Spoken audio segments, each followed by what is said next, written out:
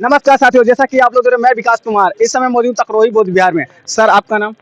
मेरा नाम श्याम बहादुर बौद्ध है। मैं the Buddhist society of India Uttar Pradesh Madhyanchal का प्रदेश अध्यक्ष हूँ और मैं सर्विस भी करता हूँ, साथ साथ दी बुद्धिस्ट सोसाइटी ऑफ इंडिया का काम करता हूँ।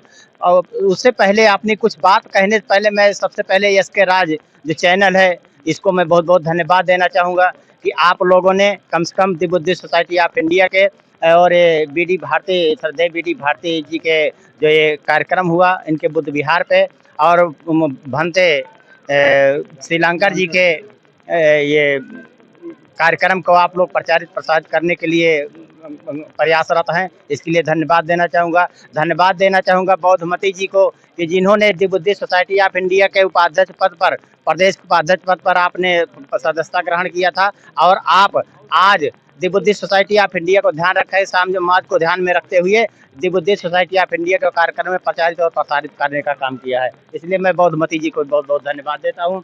आज यहाँ पे हम लोग इसलिए इकट्ठा हुए हैं कि पहले अपने यहाँ से बौद्ध धर्म विलुप्त हो चुका था। विलुप्त होने के बाद एक समय ऐसा आया कि बाबा साहब ने बौद्ध धर्म को फिर से स्वयं जीवित कर दिए और ये बौद्ध धर्म चल रहा है। तो ज़्यादा बातें होंगी, ज़्यादा हो जाएंगी, तो आज ये कार्यक्रम भंते श्रीलंकर द्वारा आयोजित किया गया था, जिसमें कि कल दीपदान उत्सव हुआ, उसके बाद आज भोजन दान हुआ, जनसभा हुई। जनसभा होने के बाद में लोग भोजन किए, अपने अपने घर को जा रहे हैं और यहाँ काफ़ी संख्या में लोग उपस्थित थे। अभी आपने कहा कि पूछा प्रश्न कि कुछ लोग बहुत बाबा साहब मिशन को मिटाने की कोशिश कर रहे हैं। सूरज पूरब से पश्चिम की तरफ निकल सकता है, लेकिन बाबा साहब का मिशन कभी मिट नहीं सकता। लेकिन क्योंकि बाबा साहब के अनुयायी इतने हो गए हैं कि जिस दिन मिटाने की कोशिश करेंगे वो खुद मिट जाएंगे। और साथियों, और बात ये भी है, मैं सबके सामने कहना चाहता हूँ कि ये जो पहले बौद्ध धर्म तो आ गया, बाबा साहब ने बौद्ध धर्म दे दिया, लेकिन बौद्धों में संस्कार नाम की चीज़ नहीं थी।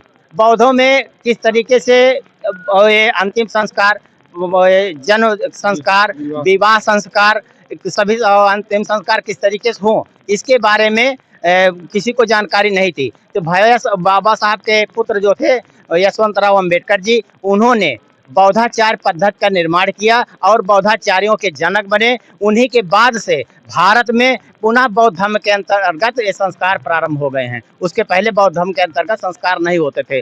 संयोग की बात है कि यहाँ पर भंते श्रीलंकर जी ने कार्यक्रम आयोजित किया था और 12/12/2012 12/12/1912 को उनका भैया साहब यशवंतराव जी का जन्मदिन था और केंद्र का निर्देश है, पत्र आया है